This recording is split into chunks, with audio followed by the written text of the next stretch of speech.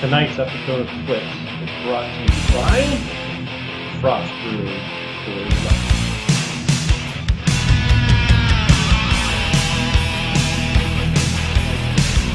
Oh, really?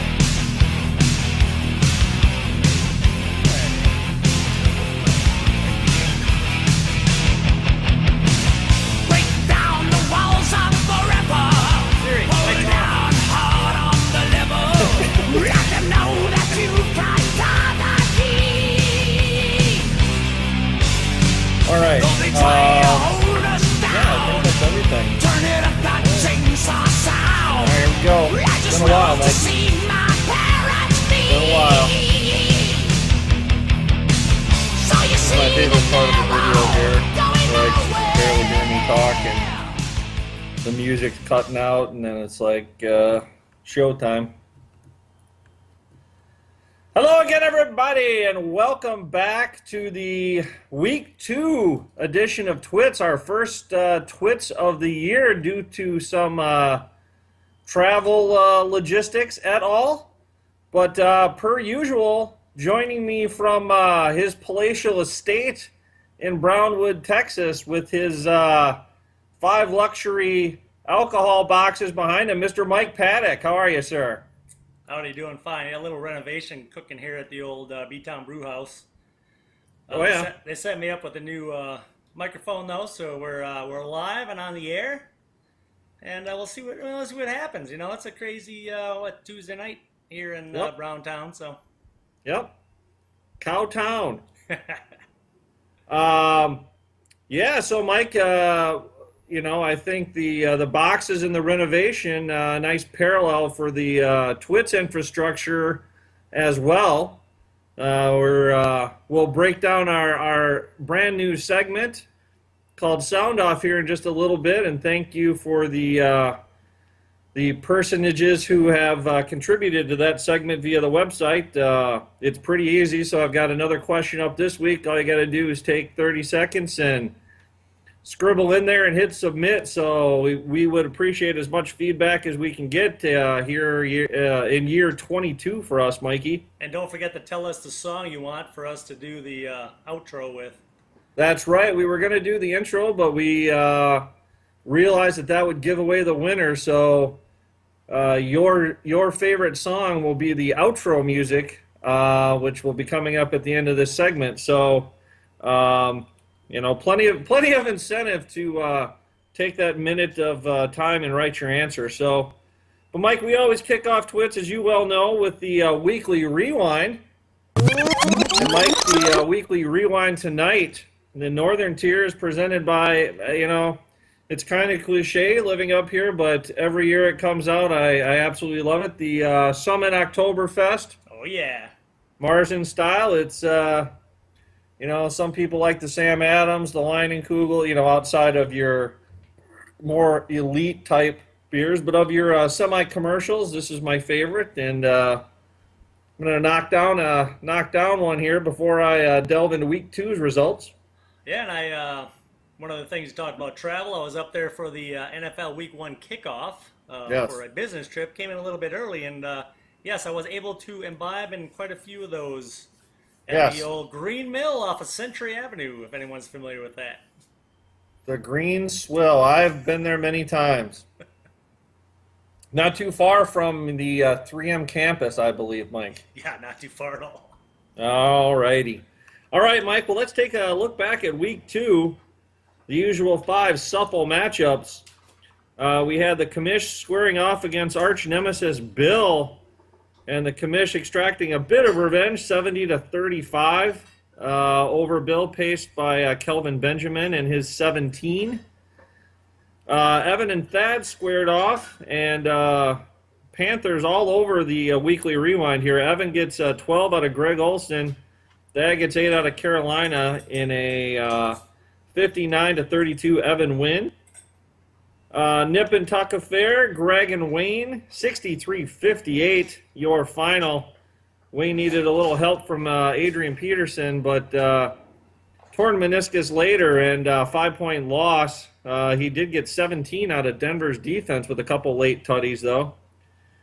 Tom 59, Mickey 46. Blake Bortles pacing the way for Tom, and DeAndre Hopkins for Mickey. And then Mike, a matchup came down to the Monday night game between you and Tim, and Mike, you squeak out a 5-point victory. Once again, Panther Graham Gano pacing the way with 16 points. And Tim got out to an early lead thanks to Tyrod Taylor's 15. But you were up to the challenge and battled back in that one for a 5-point win. So thanks to a Cutler injury, yes. Yes. There's your week 2 that was. So this new segment, Mike, let's break right into it. I don't know if we have a sounder, but I'm going to just see if one plays here. There you go. So this is the sound off. So I got 3 responses to the question of the week, Mike, which was, what is your favorite memory in the 22-year history of the SFFL? First got a response from Timmy. Evan playing guitar during the late rounds of the SFFL draft on speakerphone. I remember that. He and Wayne had a jet, and there was presidential references and some strumming going on long distance. So that was a Ruben drone draft too, I believe. Yes, Mike. Well, we can segue into that. That was actually my favorite moment from the SFFL was Ruben Drones trying to be drafted 3 times. Much like the vaunted Vossi beer spike debate, we don't know whether that was intentional or not, but nonetheless, 3 times at least, I believe, Ruben Drones was attempted to be drafted. Then we had Greg. Greg, very specific. January 2nd, 2006. I couldn't believe my eyes when I walked into Parkview Golf Club in Eagan for my surprise 50th birthday party, and almost all of my fellow SFFL league owners were there as well. Yep. Another great memory. Also a home of potentially my best one-liner of all time, when your wife, B-Town Brenda, Greg was coming in, and she was already standing up, but I told her, I was like, Brenda, stand up. And relating to a little play on the height there, and I don't think she responded real well to that, but I like that one-liner. And then finally, Mike Thad hopped in the Wayback Machine, the DeLorean, when the power went off at Evans Place, and we did the draft by candlelight. So that was way back in August, I'm guessing, of 1995. Yes, we did the second half by candlelight with one Paul Rock and Roll Lockridge drafting nothing but Golden Domers and L.A. Raiders. So, Mike, do you want to chime in with the memory of your own from Cowtown? Well, mine was also the Ruben Drone draft. My favorite one-liner from that was after about the 3rd time Evan tried to draft him, Mickey said, "Hey, you might want to trade Ruben Drones to Evan right now." That was awesome. Yeah, and then I think that led into the old speakerphone and the guitar. So yep. But give it to Greg. I did not. I remember going to the surprise birthday. Yep. Is it Renata or Renata? I always get that mixed up. I think it's Renata. Yeah, Renata. Yep. Is it Renata? Okay. Yep. I remember her setting that up, and it was a lot of fun, and good to see everyone out there. And he was, definitely surprised, and he put the date on there. So thanks for the. Yep. That was 10 and a half years ago. So. Yep. Did you ever get your picture frame? Yeah, I'm still waiting on that. I brought that up over the summer when we were up there for the summer meeting, and I never did get my Jimmy Buffett. Yep. That's right. Speaking of that, if you want to, while this is going on here, we're talking about this during the editing phase, Mike, if you want to throw up some of the pictures, we actually got, when you were up here, we actually had a chance to hook up with Greg over, where was that? That was a Urban Growler. Urban Growler, and so we can probably throw up a few photos from this summer. Had a few beers with Greg. It was good to see him again. It's been a while since we've seen a lot of the SFFL in person. What with this newfangled technology and stuff. So yeah. And Mike, I don't know how this question got in here on the sound off, but B-Town wants to know why you spend so much time in the garage in the fall and why the water's constantly running. I I don't know how that one got in there, so I figure you can talk to her about that one.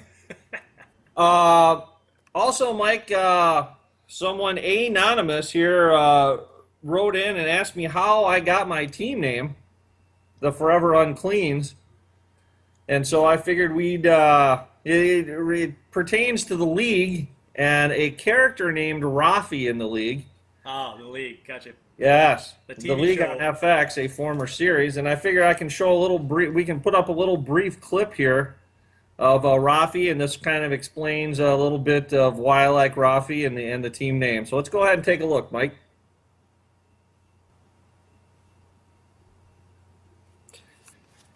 All right, Mike. Hey, now you know. Now you know. Yeah, holy buckets. Yeah, that's the best use of a watermelon in any TV show or movie ever. Is that an Emmy? Is that an Emmy? Yeah. Oh. Yeah, if there's like an Emmy for like fruits and vegetables, that's best use it. of a watermelon. All right, Mike. Well, we've come to a pretty much a series-long segment here. Everyone looks forward to it every week. It's a little segment, Mike, we like to call What's on Tap. Soundo, this week on tap, brought to you by a little Sam Adams African Brewery. I like to go with the Rebel Grapefruit IPA tonight. Did a little ride with a former SFFLer, Fred. Did about 30 miles in the heat. Still about 100 degrees down here, and that Grapefruit IPA hits the spot. Fred Doofenshmirtz. How's Fred doing? He's doing well. Doofenshmirtz, nice. That's right. Yes, and your spotlight matchup is the Commish with his league leading 128 points against Tom Brixton Sky, both 2-0. Tom coming in with 104 points. Jeff leads at all-time points, 1404 to 1387. And the series 17-16-1 is toy like a tugga, winning the last 5 of the last 7. So that's your spotlight matchup. Moving on, we have Wayne Bagel. 1-1 this year with 108 points versus Mickey Crazy Mom. 1-1 also at 119. Mickey does lead the all-time points, 1327 to 1147, and the series 21-12, winning 6 of the last 7. Wayne needs to get off the freaking schneid there. Next on the docket, we have Mike's. That's mine, the Paints, with a 127 points this year, 2-0 against Brooklyn Bill, Dorothy Mantooth, 0-2 with only 94 points scored. Bill does lead the all-time points, 359 to 333, however, and the series 4-3, winning 2 of the last 3 matchups. See if I can keep my record going. I like it. Then we bring along Tim Cranky Pants at 0-2. He's really cranky this week. 98 points scored against Evan, the Minnesota Vikings, and that's about what he has. The Vikings defense carried him. Through the first week, I know. At 1-1 and 116 points, Sim leads the all-time points, though, 1539 to 1372, and the series 23-13, winning 6 of the last 7. We got a couple of big streaks going on there with matchups. No doubt. And then bringing up the rear, Greg Scruffs. I believe that's. Well, he's got a new name. I didn't see that change. I believe that's his dog, if I'm not mistaken, right? Scuffs? Oh yeah.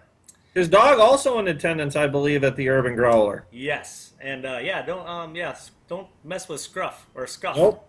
Don't call him Scruff either. Oh, no. Yeah, we saw one guy make that mistake. 104 points this year gets him to 1-1 against Thad Brick Walls. Little bit of crack in the mortar though at 0-2 with 77 points. Hello. But Thad does leave the all-time there, 1709 to 1561, and the series 24-18. But Greg has won 3 of the last 4. That's your what's on tap, and we'll see how things shake out.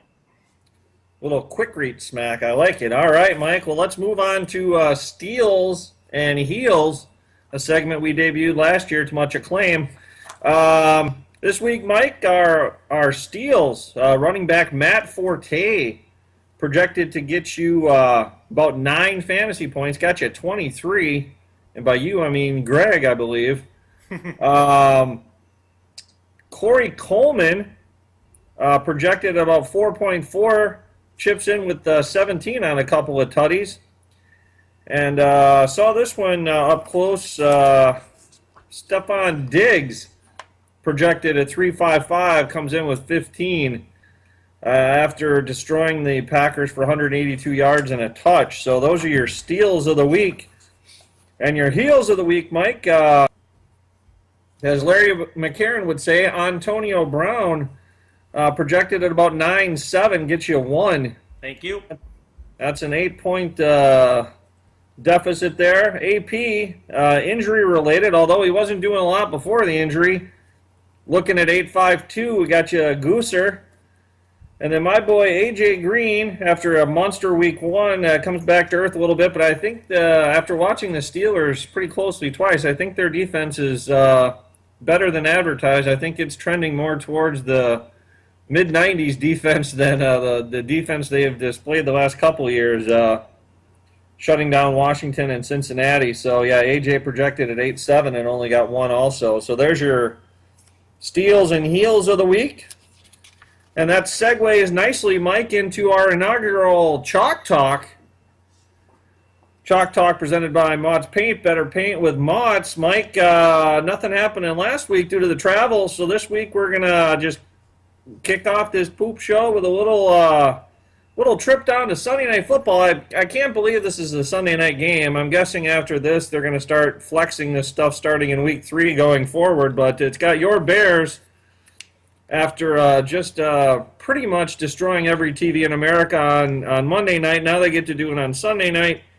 Mike, they're traveling down to the somewhat unfriendly confines of Jerry's World, and the Cowboys only laying 5.5 in this one. I will go ahead and take those points and lay them down, barring some backdoor cover by Chicago where they're up big and then sneak back in it.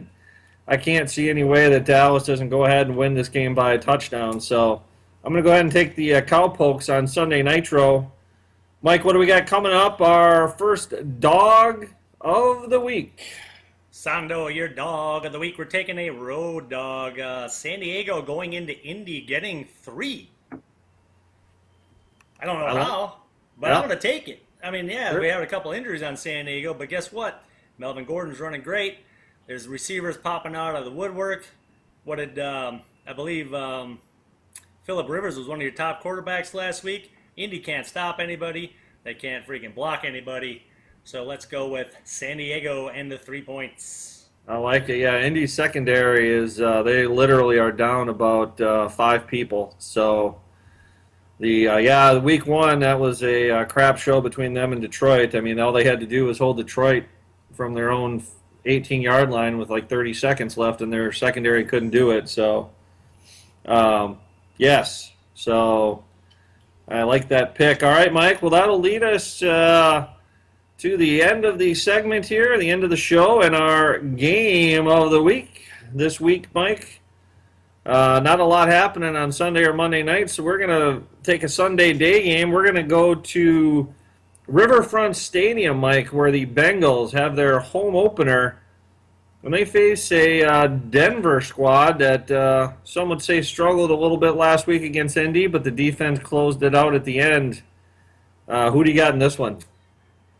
Yeah, actually, I think Cincinnati played tough the first 2 weeks. Obviously, they lost to Pittsburgh, but that's always a tough game for them, and the home opener is going to be in their favor, with Denver traveling from the west, so I like the home team in this one. Give me the Bengals. All right, well, we're gonna be in unison here, week 1. I think I don't see the Bengals going to 0-3. Trevor Siemian has looked good so far, protecting the ball, not making turnovers, unlike certain number 12s. But he hasn't been on the road yet, so I think this is going to be a little bit different experience for him. Cincinnati should be battle tested after facing 2 pretty stout teams, at least defensively, in the Steelers and the Jets. So they got another challenge on their hand, but no DeMarcus Ware out for 4 weeks, so that won't hurt. So yeah, I think a field goal game, but I will hop on the Paddock bandwagon and go with the Cincinnati Bengals. So no ground gain for either of us in week 1. That probably means, by the way, go bet the house on Denver. So, see. All right, Mike. Well, that wraps up a a week 2 episode here. If you want to catch this episode, Mike, any of the past episodes, you can head on over to vh1classic.com or just log on to YouTube under the Twits channel. So until next week, Mike, we'll go ahead and bow out, say adios, and we'll see everyone back here better than ever next week. Adios. Here's bad company for you from Greg. There it is.